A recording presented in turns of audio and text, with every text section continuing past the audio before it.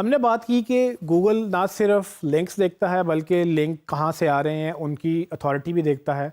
अगर आप voting system से समझ रहे हैं इसको, तो गूगल ये नहीं देखता कि कितने वोट्स आ रहे हैं, बल्कि ये भी देखता है कि वोट देने वाले की अपनी वैल्यू क्या है।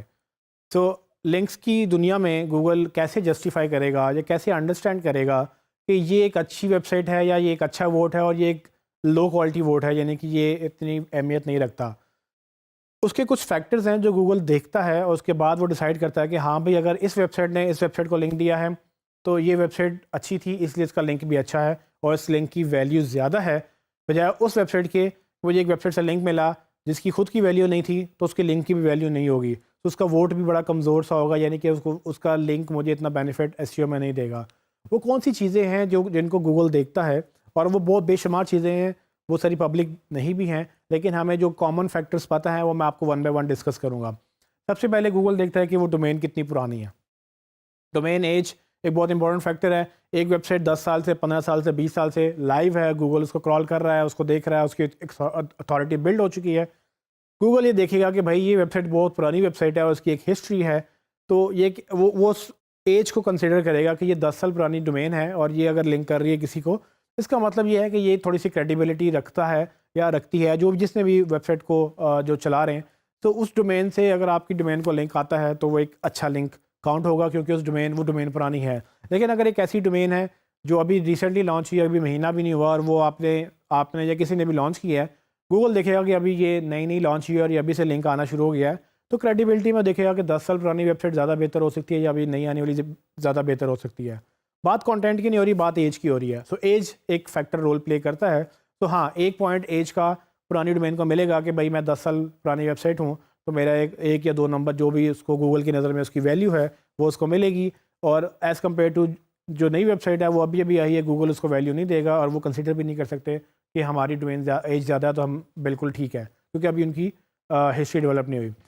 एक और चीज़ जो गूगल देखता है, वो देखता है डोमेन की हिस्ट्री। डोमेन की हिस्ट्री से मुराद ये कि अगर डोमेन एक रजिस्टर हुई, फिर एक्सपायर होगी, फिर किसी ने रजिस्टर की, फिर एक्सपायर होगी, या कैसे कैसे वो डोमेन चलती आ रही है।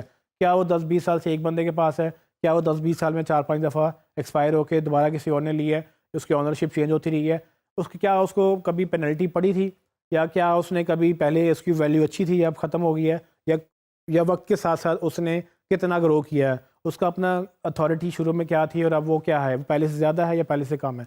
ये सारी चीज़ें गूगल को क्यों पता होती हैं, क्योंकि वो एक हिस्ट्री मेंटेन करता है। आप सबका डेटा गूगल के पास है, उसके सारे सर्वर्स पे ये डेटा महफूज है।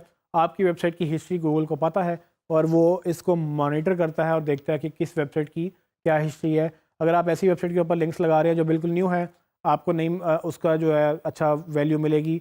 अगर आप ऐसी वेबसाइट पे लिंक लग रहा है आपकी जो थोड़ी पुरानी है, तो उसकी आपको वैल्यू ज़्यादा मिलेगी। और अगर आप हिस्ट्री देखें तो ऐसी वेबसाइट जो जिसकी ऑनरशिप बार बार बदल रही है, तो वो एक नेगेटिव फैक्टर भी हो सकता है। अगर एक ऑनरशिप सेम चल रही है और वो लोग क्रेडिबल हैं और मतलब किसी स्पैमिंग में इन्वॉल्व नहीं है, तो उसके एक और आपको बेनिफिट मिलता है। तीसरा जो फैक्टर है वो है डोमेन का TLD, टॉप लेवल डोमेन। मैंने आपको पहले बताया कि किस तरह से टॉप लेवल डोमेन या मेन डोमेन और सब डोमेन में क्या फ़र्क होता है। टॉप लेवल डोमेन आखिर में जो 3 लेटर्स होते हैं, जिस तरह .com, .org, .co, जो भी आपने डोमेन ली है, गूगल वो कंसिडर करता है। और आम रेगुलर डोमेन्स तो अलग होती हैं, लेकिन एजुकेशनल वेबसाइट जिसकी आखिर में EDU आ रहा होता है, और गवर्नमेंट वेबसाइट जो कि जिसके आखिर में GOV आ रहा होता है, ये दो वेबसाइट की स्पेशल गूगल की नज़र में अहमियत है। EDU वेबसाइट मतलब एजुकेशनल वेबसाइट, ये सिर्फ उन इदारों को मिलती है जो तालीमी इदारे होते हैं। और किसी भी मुल्क में अगर आपने ये डोमेन लेनी होती है तो आपको कोई ना कोई सर्टिफिकेट दिखाना होता है कि हम एक रजिस्टर्ड एजुकेशनल स्कूल, ऑर्गेनाइजेशन या कोई भी NGO हैं जो कि एजुकेशन के डोमेन में काम करते हैं। गूगल इनको रेफरेंस इनको अथॉरिटी ज़्यादा देता है, क्योंकि गूगल की नज़र में ये एक स्पैमी वेबसाइट नहीं है। अगर आपने एक एजुकेशन इंस्टीट्यूट रजिस्टर करवाया है, तो आप एक क्रेडिबल अदारा या आप एक क्रेडिबल बिजनेस हैं, तो इसकी आपको थोड़ी बेनिफिट मिलता है। अब हमें चूँकि लिंक लेना है, तो अगर मैं किसी ऐसी वेबसाइट से लिंक लूँ जो कि स्कूल, यूनिवर्सिटी या कोई और ऐसी एजुकेशनल वेबसाइट थी, मुझे एक एक्स्ट्रा बेनिफिट मिलेगा कि उसकी डोमेन में .edu आता है, वो TLD जो है वो .edu है। .gov बेसिकली गवर्नमेंट वेबसाइट्स हैं जो कि हर मुल्क की अपनी गवर्नमेंट होती है। अगर आपकी वेब डोमेन के अंदर जो बैकलिंक जहाँ से आप ले रहे हैं उसकी डोमेन में .gov आता है, तो उसका मतलब वो गवर्नमेंट की वेबसाइट है जो कि हाईली क्वालिफाइड या हाईली ऑथराइज्ड आप कह लें, या अथॉरिटी बेस्ड वेबसाइट्स हैं। गूगल इनको आम वेबसाइट नहीं समझता। गवर्नमेंट यूजली स्पैम नहीं करती है, गवर्नमेंट इस तरह की हरकतें नहीं करती जो हम लोग कर सकते हैं।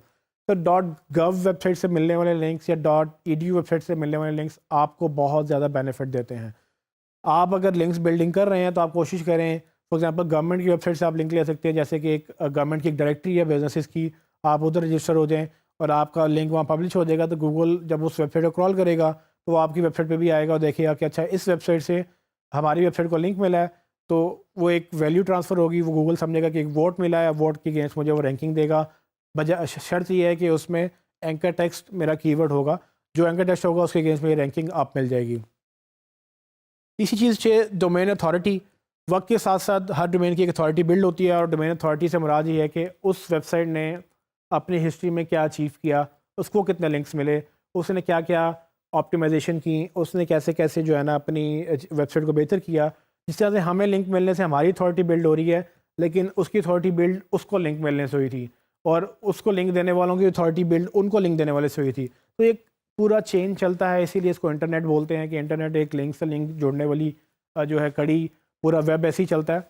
सो गूगल भी ऐसे ही क्रॉल करता है। सो जब भी एक लिंक से दूसरे लिंक, दूसरे लिंक से तीसरे लिंक पे जब वो गूगल जंप करता है तो वो देखता है कि कौन किसको लिंक दे रहा है, और देने वाले की वैल्यू क्या है, और जिसको मिल रहा है उसकी वैल्यू क्या बन गई है, लिंक से पहले क्या थी, लिंक के बाद में क्या थी।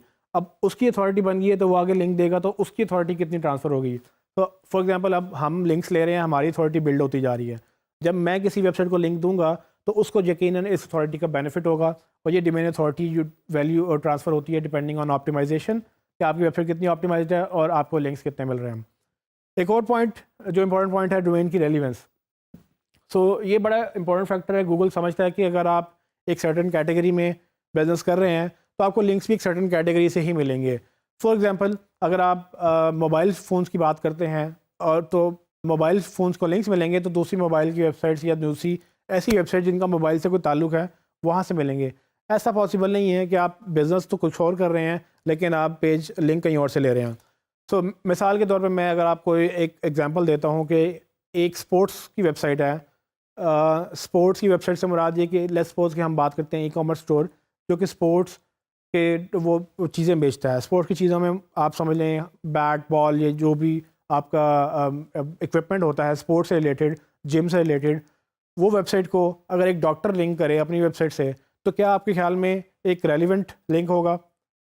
एक लिंक डॉक्टर की वेबसाइट से जनरेट हो रहा है और जहाँ वो एक स्पोर्ट्स की वेबसाइट पे रहा है, तो गूगल देखेगा कि वेबसाइट सपोर्ट्स की है लेकिन लिंक डॉक्टर की वेबसाइट पे लगा है, तो ये मिसमैच हो रहा है। ये देखने में तो मिसमैच हो रहा है, शायद गूगल इसको डोमेन वाइज समझे कि ये डिफरेंट डोमेन है, लेकिन हो सकता है कि डॉक्टर स्पोर्ट्स का ही डॉक्टर था और उसने अपनी वेबसाइट पे एक पेज बनाया जिसके ऊपर बैंडेजेस की बात हो रही थी और बैंडेजेस स्पोर्ट्स की वेबसाइट पे पड़ी हुई थी, तो उसने बैंडेज के पेज से बैंडेज की पेज के ऊपर दूसरी वेबसाइट के लिंक किया, तो वो उस तरह से कॉन्टेक्स्ट क्लियर हो गया कि हाँ भाई है तो वो डॉक्टर की वेबसाइट लेकिन वो स्पोर्ट्स का डॉक्टर है, और स्पोर्ट्स के डॉक्टर ने वो जो भी बैंडेज रिकमेंड की है वो इस वेबसाइट से मिलती है जो कि एक स्पोर्ट्स की इक्विपमेंट की वेबसाइट है। तो उस सूरत में वो एक रेलिवेंसी क्रिएट हो जाती है इवन दो डॉक्टर और स्पोर्ट्स की वेबसाइट डिफरेंट है। तो ये चीज़ें गूगल बड़ी अच्छी तरह समझता है और देखता है। हमें भी ये देखना है कि जहाँ से हम लिंक ले रहे हैं वो डोमेन की रेलिवेंस क्या है, और पेज की रेलिवेंस मैं आपको नेक्स्ट टॉपिक में बताऊँगा।